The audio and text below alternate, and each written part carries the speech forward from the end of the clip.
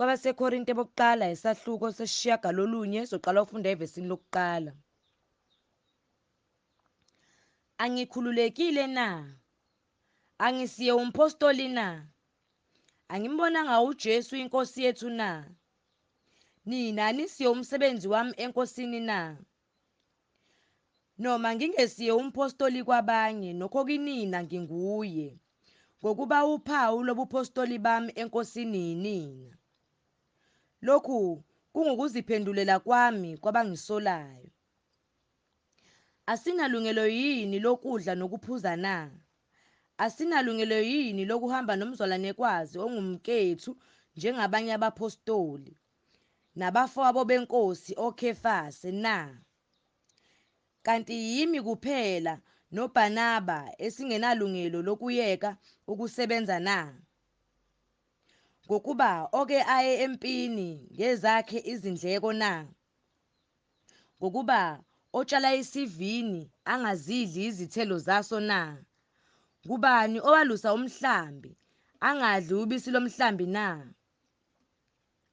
Lokho ngikusho ngokwabantu nje na?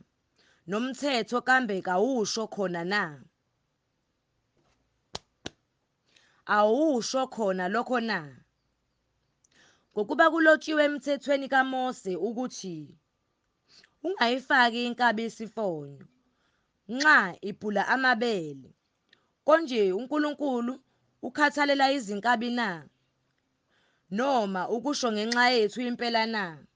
Yebo, kwalotshwa ngenxa yethu, ngokuba olimayo kufanele alime enethemba, obhulayo abhule enethemba lokwabelwa naye.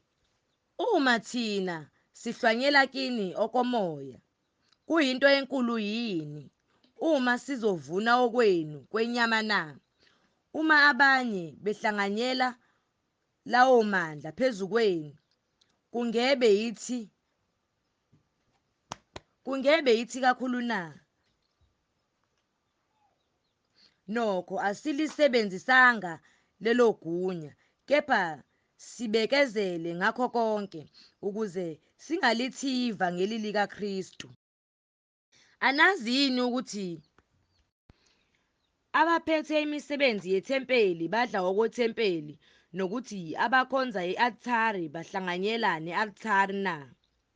Ngokunjalo iNkosi imisile ukuba abamemezela ivangeli baphile ngevangeli.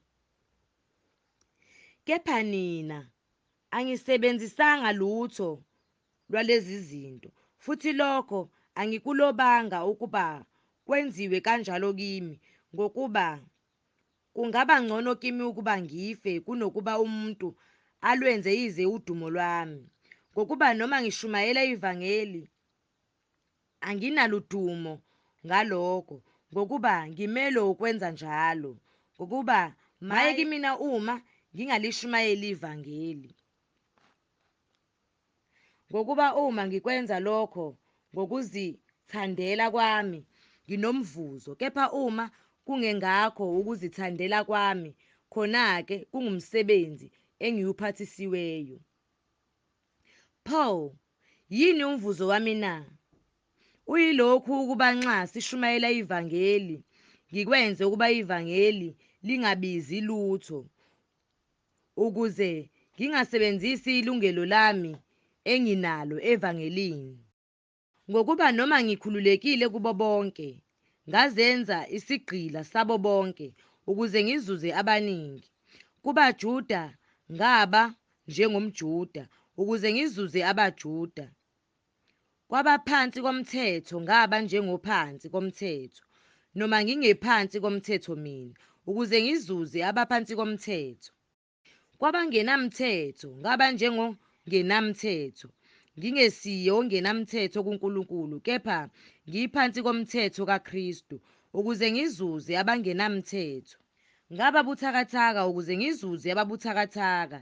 Sengaba yikho konke kubo bonke, ukuze ngakho konke ngisindise abanye. Ngikwenze konke ngenxa yevangeli, ukuze nami ngibe ngumhlanganyeli kulona.